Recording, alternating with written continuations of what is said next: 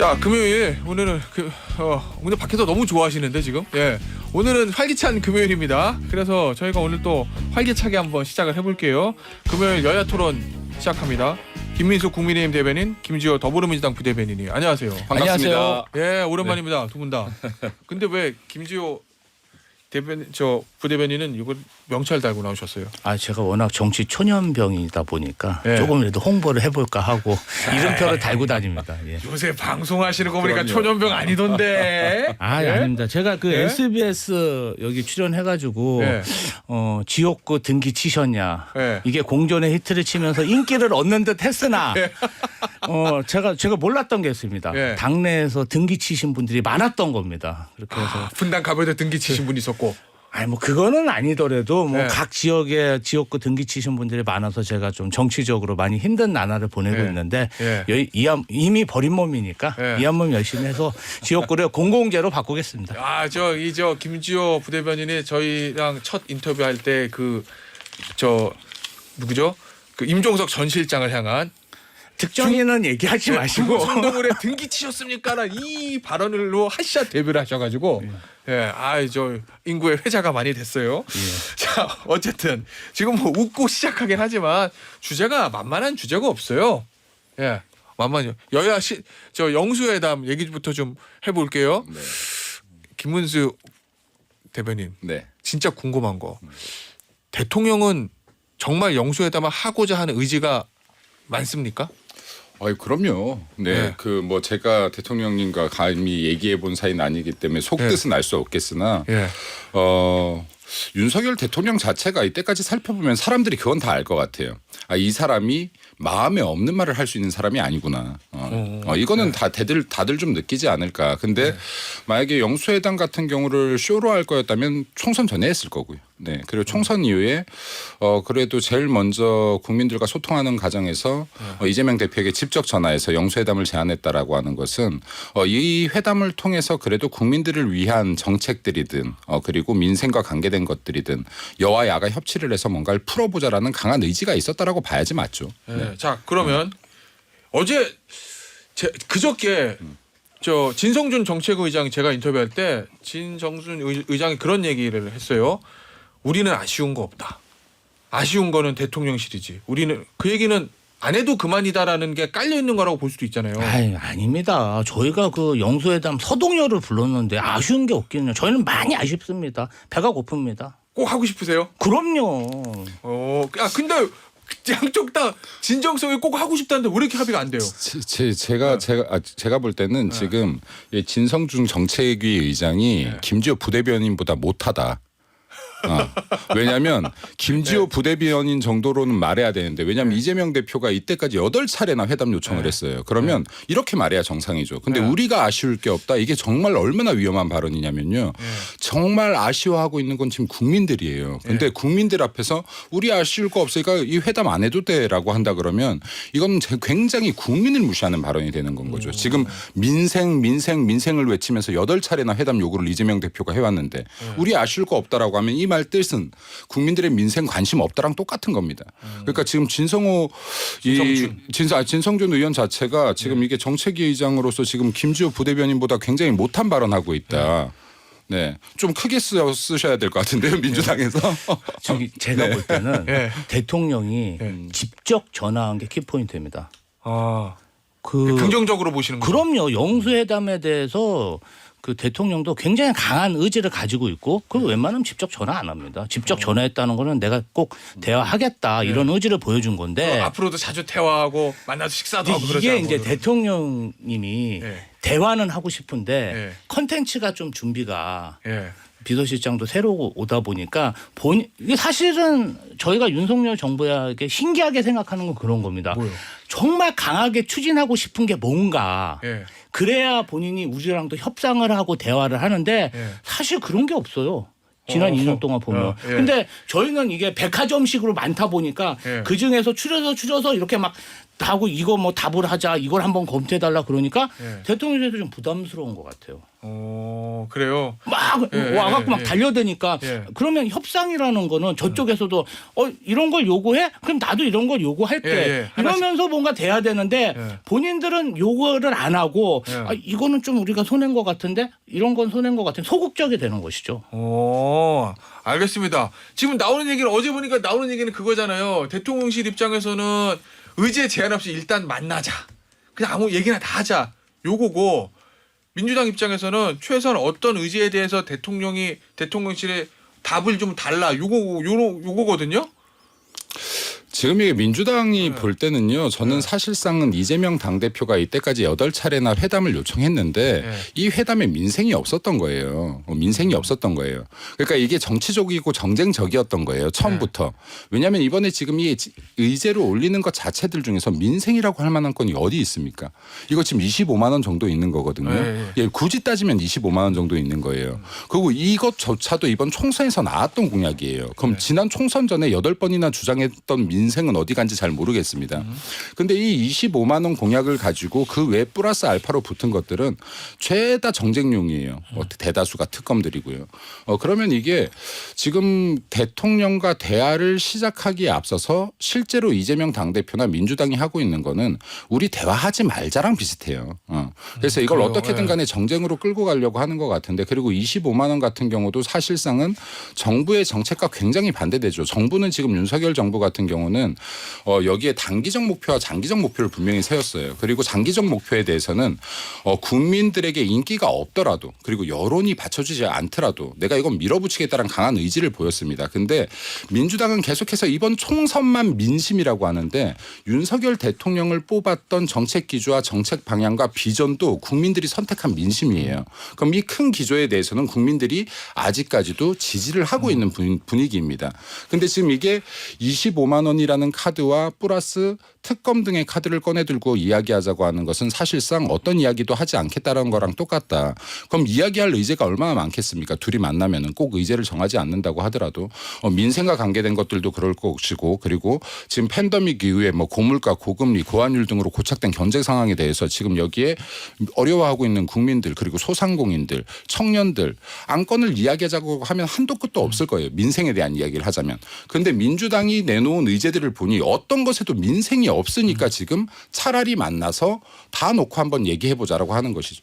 그러니까 지금 민주당은 여기에서 정치적 포지션을 얻으려고 하지 말고 제가 볼 때는 진짜로 이재명 당대표가 민생을 외쳤던 게 진심이라면 그럼 민생과 관계된 안건들을 올려라. 그러면 여든 야든 국민들 보시기에 참 좋다 하실 것이다. 네.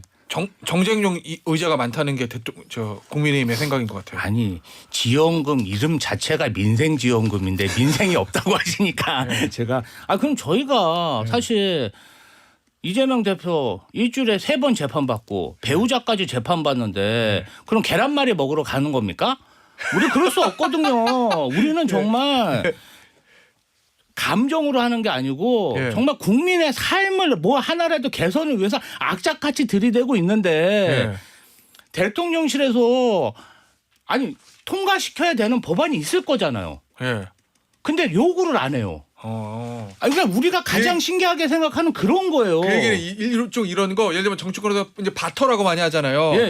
대통령에서 요거 꼭 하고 싶은데 야당 협조해주면 이재명 대표 원하는 거 하나 저희가 들어드릴게요. 이런 식으로 얘기를 해보자. 그런 게 돼야 협상이 되는데 그런 게 없고 이거는 우리가 손해인 것 같은데 그러니까 협상이 안 되는 거고요. 사실은 저희는 그 거부권을 좀 제한하자. 그 얘기 나왔었어요. 거부권을 좀 지향하자. 이 말은 그 안에 이 노란봉투법, 방송개혁법, 양국법 다 들어가 있는 겁니다. 보면 촘촘하게 민생이 들어가 있는데 민생이 아니고 정쟁이라고 하니까 저는 좀 그 말에 대해서는 우리 김민수 대변인 말씀에 동의할 수 없습니다. 이게 민주당이 얼마나 지금 어불성설이냐면요. 어불성설이에요? 이게 지금 상권 분립 자체를 부정하는 거예요. 예를 들어서 대통령의 지금 제2요구권을 제한하자라고 하는 것은 이것은 지금 헌법이 보장하고 있는 입법부를 견제할 수 있는 행정부의 권한이에요. 네. 근데 근데 지금 이것을 제안하자 그럼 정말로 입법 폭주를 넘어서 행정부에 정해져 있는 영역까지도 침범하겠다는 거예요. 네. 그럼 이게 사실 25만 원 추경권도 그래요. 이것도 지금 정부의 권한인데요. 이것도 니네들 내놔라라고 하는 거 지금 행정부의 권한을 계속 침범하려고 하는 거거든요. 이건 지금 192석의 범야권에서 이거 일종의 외교로 치면요. 힘에 의한 형상 변경하겠다는 거예요.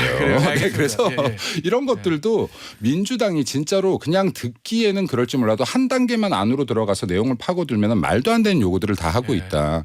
네, 그리고 지금 이게 25만 원인데 이게 무려 13조가 들어가요. 네, 그리고 이게 지금 재경부에서도 기재부에서도 마찬가지지만 이게 지금 10조 이상 이게 지금 국가 채무를 또 국채를 또 발행해야 돼요. 이거 적자 국채를. 알겠습니다. 예. 이게 국가에 어떻게 도움이 되고 민생에 어떻게 도움이 됩니까 이게? 그 부분 있잖아요. 얼마 전인가 채널에 이제 단독 보도를 해가지고 민주당에서 첫날 1차 회담 때 3+1을 요구했다 하면서 첫 번째 나왔던 게 뭐냐면 지난 2년간의 실정에 대한 대통령 대국민 사과 요구였거든요. 네. 근데 그거를 이제 제가 민주당 의원들에게 질문을 해보면 당연히 그런 건 해야 된다라는 취지의 답변이 있었어요. 네. 근데 오늘 아침 조선일보 보니까 민주당에서 그런 대국민 사과 요구를 한 적은 없다라고 말했다라는 이제 보도들이 나오거든요. 어떻게 보세요? 김지호 대변인 개인 의견으로는 그거를 의제로 올려서 저 이재명 대표가 대통령에게 자 2년 동안 실정이 있었고 그 결과 총선에 참패했으니 국민께 죄송하다고 하세요. 요거를 의제로 삼아야 된다고 보십니까? 아니면 그거는 너무 나가자는 건데 하지 말자는 건데라고 생각하십니까? 이거는 그냥 가정을 전제로 한 거죠. 제 협상 과정 제가 안 들어가 있어서 말씀드리기가 좀 어려운 부분인데 제 개인적인 생각으로는 지난번에 비공개 사과라는 걸 하셨잖아요. 저희가 사실 그거 보고 너무 경악했습니다. 사과를 비공개로 한다? 왜 비공개로 하지? 그런데 사실 대국민 담화하는데 윤석열 대통령이 돈이 듭니까? 뭐가 듭니까? 그냥 자기 좀 이렇게 지난번에 비공개했으니까 이번에 공개적으로 사과를 하면 윤석열 대통령 입장에서는 지난번에 비공개 사과를 만회할 수도 있고 어떤 이미지도 개선할 수 있고 좋지 않습니까? 저는 윤석열 대통령 위에서 얘기해 준 것 같은데 굉장히 그거를 불쾌하다고 하시니까 좀 어리둥절합니다. 이게 그런 거예요. 예를 들어서 윤석열 대통령도 대통령으로서 본인이 잘한 것도 있겠으나 국민들께서 이렇게 지금 민생 힘들어하시면 분명히 미안한 마음이 있을 거고 또 사과하고 싶은 마음이 있을 거라고 생각해요. 그리고 내가 잘못을 떠나서 근데 이런 거죠. 우리가 만약에 민주당한테 이재명 당대표 지금 회담에 앞서서 온갖 사법 리스크로 국회보다 법원을 더 왔다 갔다 한 것 정쟁용으로 계속해서 발목 잡기 한 것, 국회 입법 폭주한 것, 그리고 민생보다는 정쟁만 일삼은 것 이런 거 대국민 사과하고 회담장에 나오십시오라고 하면 이건 역시도 이재명 당대표가 본인이 사실이지만 다 팩트지만 뭔 소리냐 하고 회담장에 안 나오겠죠. 이게 선행 요건이라면. 그러니까 이거를 항상 상대방을 얘기할 때 나도 입장을 바꿔놓고 역지사지해봐라. 자, 제가 그거에 대해서 한 말씀 드리겠습니다. 우리 김민수 대변인님이 하신 말씀에 대해서 윤석열 정부가 실행을 해서 저희가 단식 중에 2번 소환돼서 포토라인에 섰고요. 그다음에 구치소에 가서 구속영장 심사까지 받았습니다. 그렇기 때문에 그러한 부분에 대해서 저는 뭐 사과하기 싫으시면 계속 이제 비공개 사과하시면 되죠. 말릴 생각은 없습니다. 저는 이게 민주당이 정말로 잘하는 게 이게 프레임 전략인데요. 저는 진짜 불통의 대명사는 이재명 당대표라고 생각하거든요. 이재명 당대표가 기자들이 따라붙으면서 질문을 할 때 대답 제대로 하는 거 한번 보셨습니까? 본인이 곤란하면 다 무시하고 그냥 쌩까고 지나가요. 그리고 이제 또 뭐 기자들이 물었을 때 굳이 대답해야겠다 그러면 묻는 것과 전방대되는 동문서답하거든요. 다른 이야기 합니다. 근데 이것도 불통이다. 근데 정말 실제로 윤석열 대통령 같은 경우는 제가 봤었을 때 국민들과 정말로 진심으로 소통하고 싶어하는 사람이에요. 그 어떤 대통령 중에서 역대 대통령 중에서 도어 스태핑을 저렇게 자기 스스로 계속해서 하려고 했고 노력하는 사람들 많지 않다. 그리고 이것을 다시 또 제2의 소통을 총선 이후에 하려고 하고 있다. 하는 말씀도 저는 한 말씀만 드려요. 저희는 입틀막은 안 했습니다. 자, 저 앞서 할 말이 참 많은데 이게 시간이 되나? 김민수 대변인 발언 중에 땡땡 그거는 저희가 드러내는 걸로 할게요. 네, 감사합니다. 반송 저 용어를 순화해서 당내 얘기 좀 해보죠. 김지호 대변인 지금 부대변인 지금 좋잖아요 분위기 민주당 압승을 했으니까 사실. 국민의 삶을 위해서 지금 겸허하게 지금 겸손하게 있습니다. 근데 나오는 발언들은 그렇게 꼭 겸손하다고 보기가 좀 애매한 게 왜냐면요 보세요. 협치는 실제로 힘들어도 정치인들은 다 협치해야 됩니다. 속은 달라도 대놓고는 협치해야 됩니다. 이렇게 얘기하잖아요. 근데 지금 나오는 얘기 보면 민영배 전략기획위원장 협치는 머릿속에서 지워라. 그리고 원래 국회의장은 중립을 지키겠습니다. 겉으로라도 그렇게라도 얘기해야 되는 거잖아요. 근데 중립은 필요 없다. 뭐 이런 얘기들이 중립은 필요 없다는 말은 아니 이제 누가 한 적이 혁신의장, 없죠. 개혁의장 뭐 이런 거. 아니 추미애 당선인도 제가 인터뷰할 때 물어보니까 아유 뭐 중립보다는 개혁성이 더 중요하다. 뭐 이렇게 얘기하거든요. 아니 국회 권위를 지켜 달라는 거지. 그래요? 그럼 국회 네. 운영은 중립적으로 해야죠. 그건 그래요? 기본이고 네. 그간 이제 국회 본청이랑 국회 기자실이 수시로 그냥 검찰에 압수수색 당하고 그리고 솔직히 윤석열 정부 국무위원처럼 국회의원들한테 대들고 막말하는 국무위원들이 없습니다. 네. 최소한 국민이 선출해서 국민의 대표로 나간 사람들이 대신해서 질의를 하면 겸허하게 답변해야 되는데 우리 한동훈 장관식으로 그냥 배워가지고 맨날 대들고 그냥 달려드니까. 근데 예. 잠깐만. 근데 그건 이게- 그렇다 치고 예. 이건 어떻게 해석해야 돼요? 협치는 머릿속에서 지워라. 그 말만 보면은 민주당이 그냥 의석수가 많으니까 밀어붙이겠다. 요건 내 말로만. 아니 이제 민주당이 거대 정당이다 보니까 네.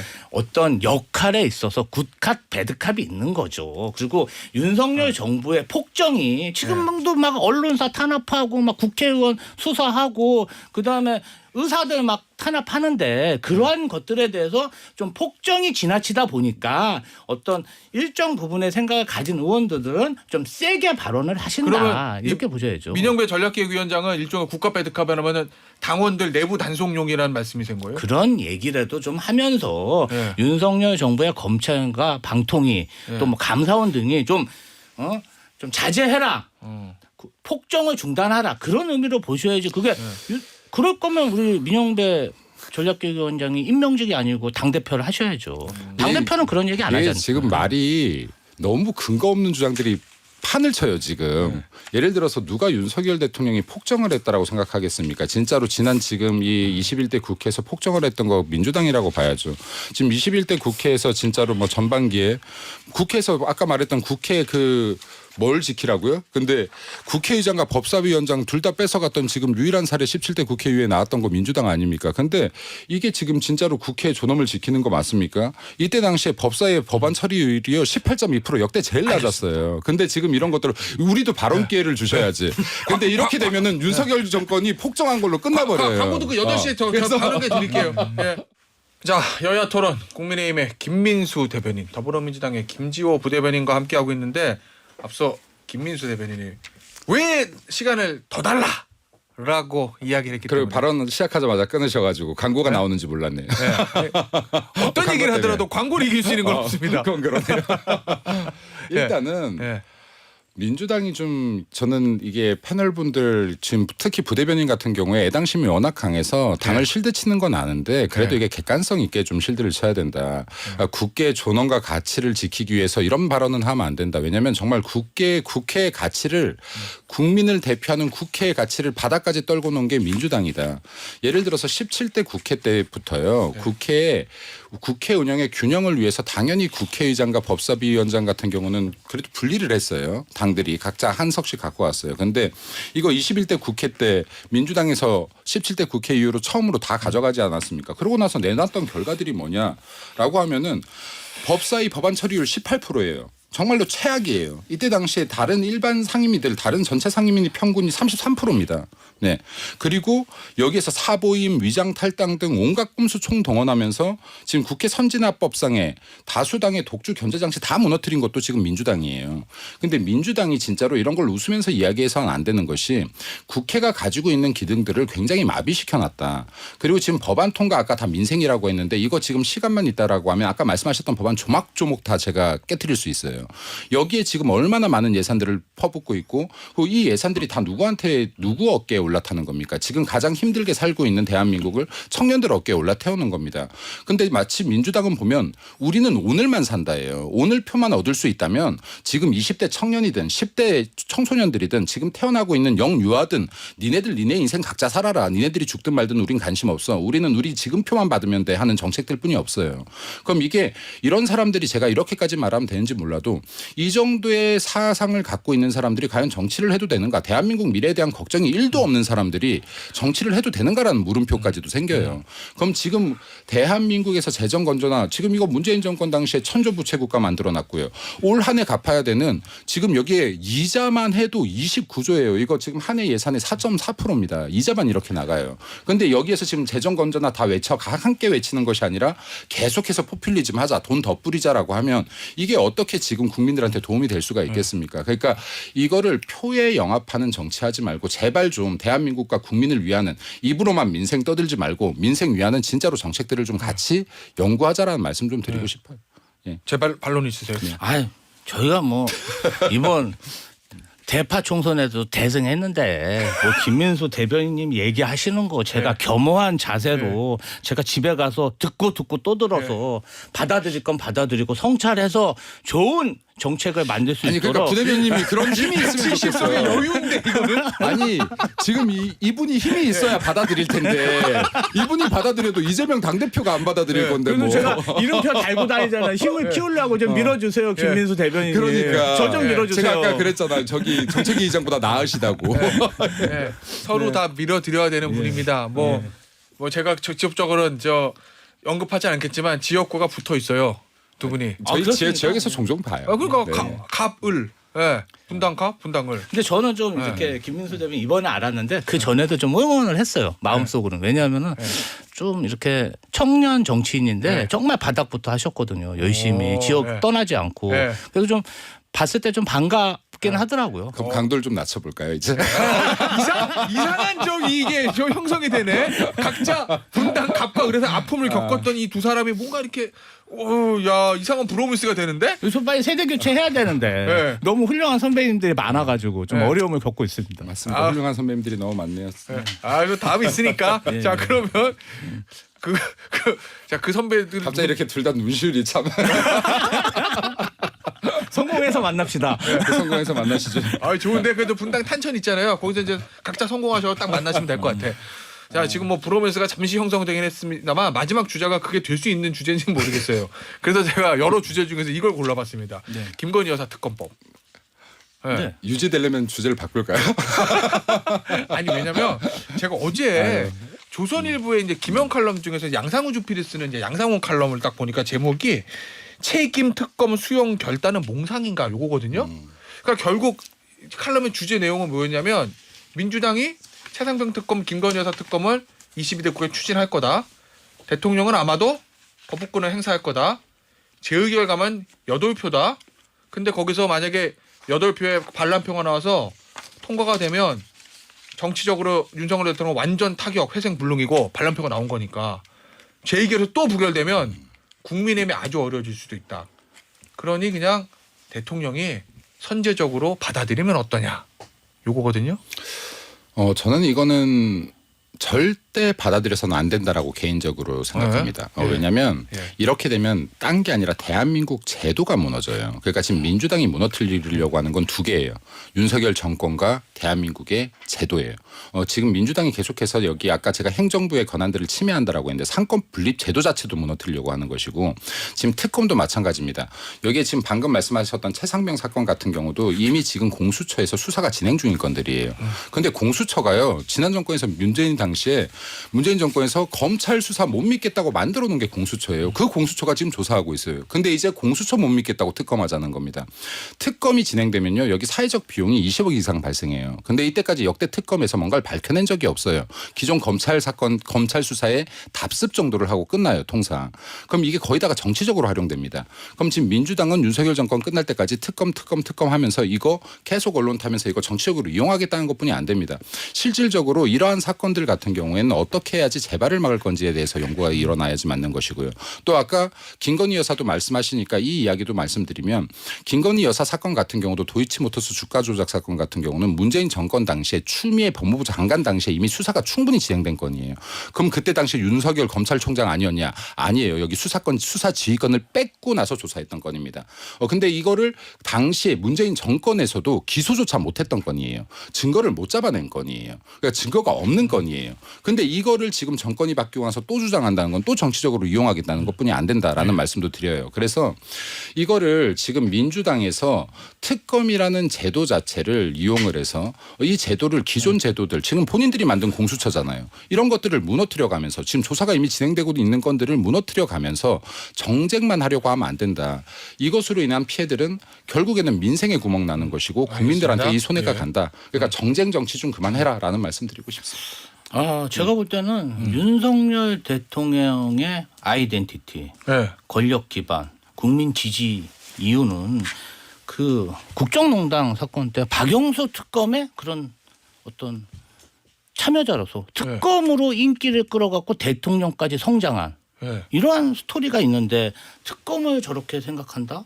그거는 뭐 결국 자기 부정이 아닐까 생각하고요. 예. 저희는 어쨌든 국민적 의혹이 있기 때문에 해병대 최상병 순직 수사 외압 사건도 그렇고 김건희 여사 특검도 그렇고 계속 추진을 하겠죠. 예. 그런데 뭐 그 거부하는 거는 윤석열 대통령의 고유 권한이기 때문에 어떻게 하든 그거를 통과시킬 수 있는 방법을 잘 찾아가지고 뭔가 설득을 해서 결과를 도출해야 된다. 그런데 제 개인적인 생각으로는 예. 윤석열 대통령이 김건희 여사를 표현할 때 그 눈빛, 표정 예. 엄청 자랑스러워하거든요.